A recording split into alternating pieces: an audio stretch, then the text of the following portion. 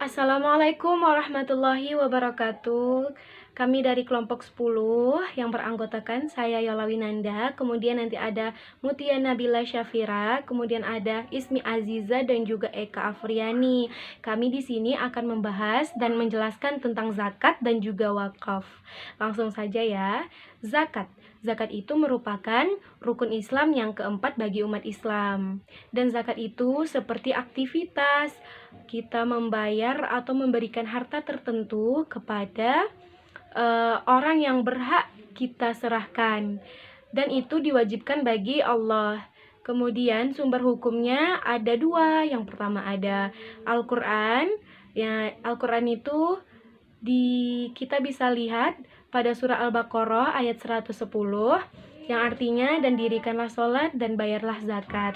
Kemudian kita juga bisa lihat sumber hukumnya pada hadis atau as-sunnah dari Rasulullah, di mana Rasulullah SAW bersabda bahwasanya zakat itu dikeluarkan dari orang-orang kaya di antara mereka dan diserahkan untuk orang-orang miskin. Hadis riwayat Bukhari. Kemudian syarat wajib zakat seperti yang pertama beragama Islam, yang kedua dia merdeka, yang ketiga dia memiliki cukup nisab di antara salah satu jenis hartanya yang wajib dizakatkan dan juga cukup haul. Kemudian dia cukup nisab, kemudian syarat wajib zakat harta itu yang pertama harus halal, kemudian dia juga milik penuh dan juga berkembang, kemudian dia ini juga bebas dari hutang, kemudian lebih dari kebutuhan pokok, kemudian juga cukup nisabnya. Sekarang kita akan melihat perbedaan zakat dengan pajak. Kalau zakat itu dia bentuk ketaatan kita terhadap Allah dan juga Rasulnya. Kalau pajak yaitu bentuk ketaatan kita terhadap hukum di suatu negara, kepada pemerintah atau pemimpin kita di suatu negara. Kemudian kita lihat kalau misalnya di zakat itu kadarnya telah ditentukan oleh Al-Quran dan juga sunnah atau hadis. Sedangkan pajak itu dia telah ditentukan oleh hukum negara. Kemudian kita lihat juga kalau zakat ini diwajibkan bagi seorang muslim, semua orang muslim. Kalau misalnya pajak itu diwajibkan bagi orang-orang yang seluruhnya ya, seluruh yang berada di warga negara tanpa melihat agama dan keyakinan. Terus kalau zakat ini kita wajib membayarnya ketika kita berada di dalam negeri maupun di luar negeri kita. Sedangkan pajak itu wajib kita bayar ketika kita di dalam negeri kita sendiri. Kemudian kalau misalnya zakat itu didahului oleh niat, itu adalah wajib ya, didahului oleh niat. Kemudian pajak itu tidak didahului oleh niat. Kemudian kita lihat kalau misalnya zakat itu dia digunakan untuk orang yang berhak menggunakannya, yang mustahik itu ada 8 sasarannya ya teman-teman. Kalau misalnya pajak itu kita gunakan untuk seluruh sektor kehidupan kita. Kemudian kita lihat persamaan zakat dan juga pajak, sama-sama wajib. Kemudian dia sama-sama menyelesaikan masalah perekonomian yang ada di suatu negara. Kemudian zakat dan pajak itu dia sama-sama diserahkan kepada lembaga yang resmi. Kemudian zakat dan pajak itu dikelola oleh pemerintahan yang Islam, negara-negara Islam juga. Kemudian zakat dan pajak itu dia tidak ada janji untuk imbalan di dunia. jenis zakat itu ada dua, teman-teman. Yang pertama ada zakat jiwa atau zakat fitrah. Zakat jiwa atau zakat fitrah ini diwajibkan bagi seluruh umat Islam, dan itu waktunya dibayar ketika akhir bulan Ramadan pada malamnya, dan lebih baik kita bayar ketika kita sebelum melaksanakan sholat Idul Fitri. Kenapa? Karena ketika kita setelah selesai sholat Idul Fitri dan kita membayarnya, itu sama saja bukan dinamakan dengan zakat, tapi seperti sedekah biasa. Kemudian ada zakat harta. Zakat harta ini dia waktunya tidak ditentukan, boleh kapan saja, dan itu dari hasil perniagaan kita, dari emas dan perak kita atau harta kita, penghasilan kita dan lain sebagainya. Dan itu telah ditentukan masing-masing bagaimana cara perhitungannya. Kemudian kita akan masuk kepada objek zakat harta. Yang pertama ada zakat binatang ternak seperti unta, seperti kerbau atau sapi, seperti kambing atau domba. Kemudian ada zakat emas dan perak, kemudian ada zakat pertanian, kemudian ada zakat tambang, kemudian ada zakat temuan, ada zakat hasil laut, dan juga zakat ada zakat perdagangan, kemudian ada zakat produksi hewani, zakat atas uang juga ada, kemudian zakat investasi, zakat profesi atau penghasilan kita, kemudian ada zakat perusahaan atau institusi, teman-teman. Kemudian akan dijelaskan oleh teman saya yang berikutnya. Contoh perhitungan zakat dengan metode pertama. Untuk soal dan catatannya itu ada di slide ke-10, teman-teman bisa lihat. Dan untuk mencari contoh perhitungan zakat dengan metode pertama, yang pertama itu kita harus mengetahui modal kerja bersih dapat diketahui dengan cara pertama, modal kerja bersih itu pada tanggal 1 bulan 1 2006 itu sebesar 200 juta. Dan dari kegiatan operasional itu untuk mencarinya itu dengan laba bersih ditambah dengan depresiasi dikurang untuk penjualan tanah itu sebesar 87 juta 500. Kas dari penjualan tanah itu ada sebesar 330 juta dan kas dari penertiban saham baru itu sebesar 70 juta. Dan kas dari utang jangka panjang untuk operasional itu sebesar 5 juta dan totalnya semua itu adalah 192 juta 500. Pembelian aset tetap dengan kas itu adalah sebesar 165 juta. Pembelian aset tetap dengan utang jangka panjang itu sebesar 24 juta. Pembayaran utang jangka panjang itu sebesar 40 juta. Pembayaran dividen itu sebesar 35 juta. Totalnya itu menjadi 264 juta. Untuk mendapat modal bersih untuk tanggal 31 bulan 12 2007, dasar zakatnya itu sebesar tadi hasil dari 100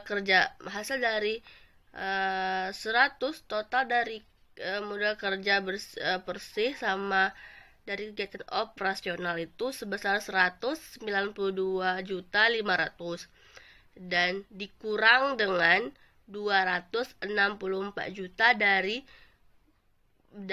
pembayaran dari total semua pembayaran dividen tunai, utang jangka panjang, habis itu aset tetap dengan utang jangka panjang dan aset tetap dengan kas sebesar dan hasilnya itu adalah 128 juta 500. Untuk yang menerima zakat itu fakir miskin, pihak yang mengurus zakat, golongan mualaf, orang yang belum merdeka, orang yang berhutang, orang yang berjuang di jalan Allah atau fisabilillah, orang yang melakukan perjalanan. Yang tidak boleh menerima zakat itu seperti orang kaya, orang yang kuat, yang mampu berusaha, orang kafir di bawah perlindungan Islam, bapak, ibu, kakek, nenek dari orang yang mengeluarkan zakat karena nafkah mereka di bawah tanggungannya. Hikmah zakat yang pertama itu menghindari kesenjangan sosial antara aghinya, yaitu orang kaya. Yang kedua itu pilar amal jama'i antar orang kaya dan para mujahid. Yang ketiga itu membersihkan dan mengikis akhlak yang buruk. Yang keempat itu alat pembersih harta. Yang kelima itu ungkapan rasa syukur atas nikmat Allah. Yang keenam itu dukungan moral terhadap muamalah.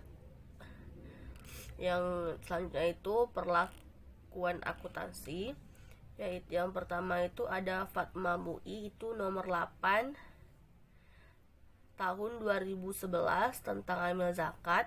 Yang kedua itu nomor 13 Fatma MUI itu nomor 13 tahun 2011 juga tentang pengandalian hukum atas harta karun. Yang ketiga itu ada nomor 14 2011 tentang penyaluran harta zakat dalam bentuk aset. Yang keempat itu ada nomor 15 tahun 2011 penarikan atau penarikan, pemeliharaan dan penyaluran zakat. Untuk jurnal akuntansi zakat bisa dilihat, teman-teman bisa lihat di slide ke-17 dan 18 untuk pembuatan jurnal yang lebih jelas, karena kalau dijelaskan dari sini mungkin teman-teman kurang paham. Teman-teman bisa melihat di slide ke-17 dan 18. Terima kasih. Baiklah, saya Mutia Nabila Syafira akan melanjutkan penjelasan dari Eka Afriani tentang akuntansi untuk zakat. Yang kelima, amil berhak mengambil bagian dari zakat untuk menutup biaya operasional dalam menjalankan fungsinya. Dengan jurnal, beban dana fisabilillah di debit dan kas di kredit.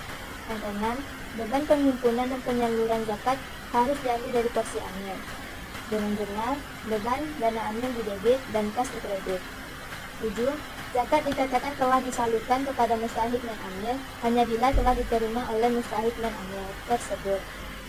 Apabila zakat disalurkan melalui amil lain, diakui sebagai piutang penyaluran, dan bagi amil yang menerima diakui sebagai liabilitas penyaluran. Piutang dan liabilitas penyaluran akan berkurang ketika zakat disalurkan. Amil lain tidak berhak mengambil bagian dari dana zakat, namun dapat memperoleh uirah dan amil sebelumnya dengan jurnal penyaluran zakat melalui amil lain, yaitu piutang penyaluran zakat di debit dan kas di kredit.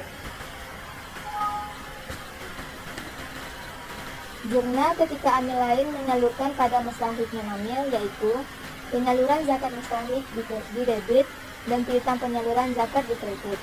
Sedangkan jurnal pembayaran uirah kepada amil lain, yaitu beban dana amil di debit dan kas di kredit. Yang ke-8, dana zakat yang disalurkan dalam bentuk perolehan aset tetap atau aset kelolaan, misalnya mobil, ambulan, rumah sakit, diakui sebagai 1.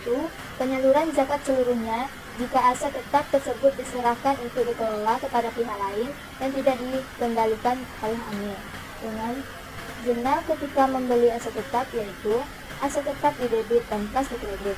Jurnal ketika menyalurkan aset tetap tersebut, yaitu penyaluran zakat mustahik di debit dan aset tetap di kredit. Yang kedua, penyaluran zakat secara bertahap diukur sebesar penyusutan aset tetap tersebut sesuai dengan pola pemanfaatannya. Jika aset tetap masih dalam pengendalian amil atau pihak lain yang dikendalikan amil, maka jurnal ketika membeli asetnya, yaitu aset tetap di debit dan kas di kredit. Sedangkan jurnal penyaluran bertahapnya, yaitu penyaluran zakat beban depresiasi di debit dan akumulasi penyusutan di kredit. Dan terakhir, jurnal ketika sudah disalurkan sepenuhnya, yaitu akumulasi penyusutan di debit dan aset tetap di debit. di kredit. Yang kesembilan, amil harus mengungkapkan hal-hal berikut terkait dengan transaksi zakat, tetapi terbatas pada kebijakan penyaluran zakat seperti penentuan skala prioritas penyaluran zakat dan mustahik non-amil, kebijakan penyaluran zakat untuk amil dan mustahik non-amil seperti persentase pembagian, alasan dan konsistensi kebijakan, metode penentuan nilai wajar yang digunakan untuk penerimaan zakat berupa aset non-kas, rincian jumlah penyaluran dana zakat untuk masing-masing mustahik, penggunaan dana zakat dalam bentuk aset kelolaan yang masih dikendalikan oleh amil atau pihak lain yang dikendalikan oleh amil. Jika ada, diungkapkan jumlah dan presentasi terhadap seluruh penyaluran dana zakat serta alasannya. Hubungan pihak-pihak berrelasi antara amil dan mustahik yang meliputi sifat hubungan istimewa, jumlah dan jenis aset yang disalurkan, presentase dari setiap aset yang disalurkan tersebut dari kata penyaluran selama periode. Keberadaan dan non-halal, jika ada diungkapkan mengenai kebijakan atas penerimaan dan penyaluran dana, alasan dan jumlahnya. Dan yang terakhir, kinerja amil atas penerimaan dan penyaluran dana zakat dan dana infak atau sedekah. Selanjutnya saya akan menjelaskan tentang wakaf. Sejarah wakaf. Sejarah wakaf ada dua, yaitu pada masa Rasulullah dan para sahabat dan pada masa dinasti-dinasti Islam. Yang pertama, pada masa Rasulullah dan para sahabat. Wakaf dilakukan oleh Rasulullah atas pembangunan masjid, dan sebagian lagi mengatakan dilakukan oleh sahabat Umar atas tanahnya di Khaybar. Rasulullah pernah mewakafkan 7 kebun kurma di Madinah, selanjutnya disusul oleh para sahabat lainnya, seperti Abu Talha yang mewakafkan kebunnya, Abu Bakar yang mewakafkan sebidang tanah di Mekah, Utsman bin Affan menyertakan hartanya di Khaybar, Ali bin Abi Thalib mewakafkan tanahnya yang subur, Muaz bin Jabal mewakafkan rumahnya. Kemudian pelaksanaan wakaf disusul oleh Anas bin Malik, Abdullah bin Umar, Zubair bin Awwan dan Aisyah istri Rasulullah Sallallahu Alaihi Wasallam. Selanjutnya, pada masa dinasti Islam. Pada masa dinasti Umayyah dan Abbasiyah, pelaksanaan wakaf menjadi lebih luas lagi, yaitu untuk turut membangun solidaritas umat dan ekonomi masyarakat. Pada dinasti Abbasiyah, pengelolaan wakaf baik secara administrasi dan independen dilakukan oleh lembaga yang disebut dengan Sadr al-Wukuf.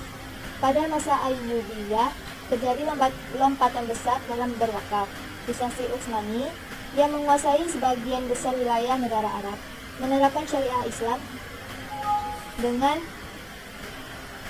lebih mudah, termasuk mengatur tentang wakaf yang mulai diberlakukan pada tanggal 19 Jumadil Akhir tahun 1280 Hijriah atau 1859 Masehi.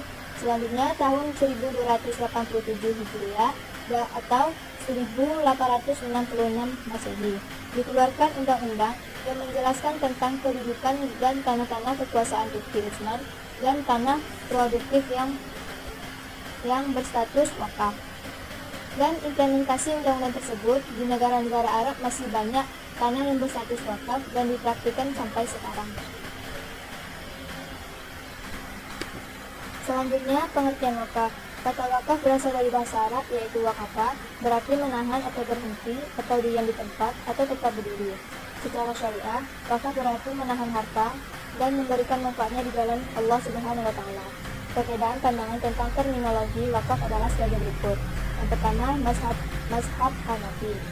Wakaf adalah menahan satu benda yang menurut hukum tetap milik si wakif atau pewakaf dan mempergunakan manfaatnya untuk kebijakan.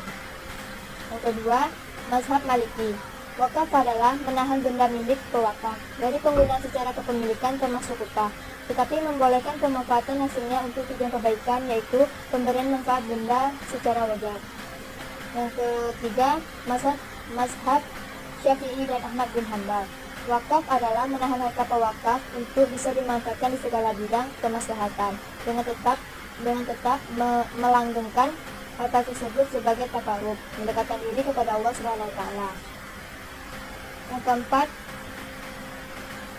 pendapat lain, mazhab lain sama dengan mazhab ketiga, namun berbeda dari segi kepemilikan atas benda yang diwakafkan, yaitu menjadi milik mauquf alaih atau penerima wakaf, meskipun ia tidak berhak melakukan suatu tindakan atas benda tersebut, baik menjual atau menghibahkannya. Berikut perbedaan wakaf dengan sedekah atau hibah. Wakaf menyerahkan kepemilikan suatu barang kepada orang lain, sedangkan sedekah atau hibah infak menyerahkan kepemilikan suatu barang kepada pihak lain.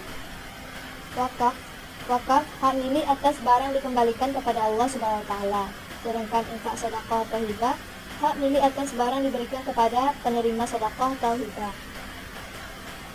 Objek wakaf tidak boleh diberikan atau dijual kepada pihak lain, sedangkan infak atau sedekah atau hibah, objek sedekah hibah boleh diberikan atau dijual kepada pihak lain. Wakaf, manfaat barang biasanya dinikmati untuk kepentingan sosial, sedangkan infak, sedekah, hibah, manfaat barang dinikmati oleh penerima sedekah atau hibah. Wakaf, objek wakaf biasanya kekal zatnya, sedangkan objek sedekah atau hibah tidak terus kekal zatnya. Pengelolaan objek wakaf diserahkan kepada administrator yang disebut nazir atau mutawali, sedangkan pengelolaan objek sedekah atau hibah diserahkan kepada si penerima. Assalamualaikum warahmatullahi wabarakatuh. Perkenalkan, nama saya Ismi Aziza.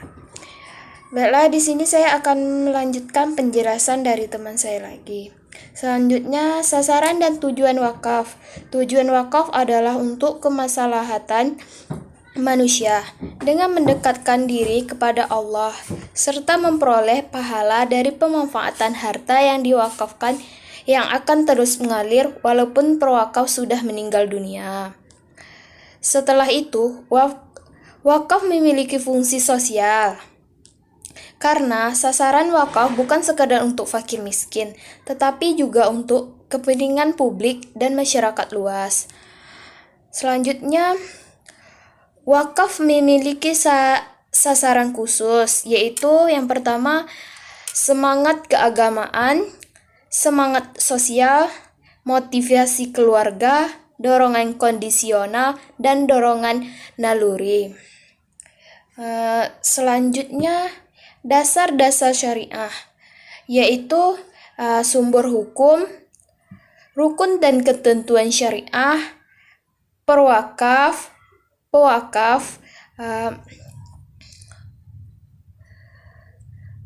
muakuf boleh harta yang diwakafkan. Syarat muakwalah dan syarat sikhat. Selanjutnya, ketentuan bagian pengelolaan wakaf. Hal-hal wajib yang dilakukan oleh pengelolaan wakaf. Al-Kabisi 2014. Pengelolaan wakaf boleh melanggar syarat wakaf apabila hal-hal yang boleh dilakukan pengelolaan wakaf. Al-Kabisi 2014. Selanjutnya, akuntansi lembaga wakaf. Hingga saat ini, belum ada PSAK yang mengatur tentang akuntansi lembaga wakaf. Namun, pelaku tentang akuntansi lembaga wakaf, akuntansi untuk zakat, infak, atau sedekah dengan wakaf tidak akan berbeda jauh. Hal ini disebabkan akuntansi untuk zakat, infak, atau sedekah harus dilakukan pencatatan secara terpisah atas setiap dana yang diterimakan. Selanjutnya, permasalahan dalam praktik perwakaf. Masalah pemahaman masyarakat tentang hukum wakaf dan pengelolaan dan manajemen wakaf. Kesimpulannya, zakat merupakan kewajiban yang meningkat setiap muslim dan dikenakan atas diri dan harta yang dimiliki oleh muslim. Aturan mengenai zakat ditetapkan oleh Allah Subhanahu wa taala dan diaturi melalui syariat Islam. Aturan ini meliputi subjek zakat, objek zakat yang boleh dan tidak boleh menerima zakat serta besaran zakat. Sedangkan wakaf berarti menahan harta dan memberikan manfaatnya di jalan Allah Subhanahu wa taala. Atau dapat dikatakan juga perubahan hukum wakaf untuk memisahkan atau menyerahkan sebagian harta benda miliknya untuk dimanfaatkan selamanya atau untuk jangka waktu tertentu sesuai dengan kepentingannya guna keperluan ibadah atau kesejahteraan umum menurut syariah. Baiklah, sekian dari kelompok kami. Jika ada kesalahan, kami mohon maaf karena kami masih belajar. Saya akhiri, wassalamualaikum warahmatullahi wabarakatuh.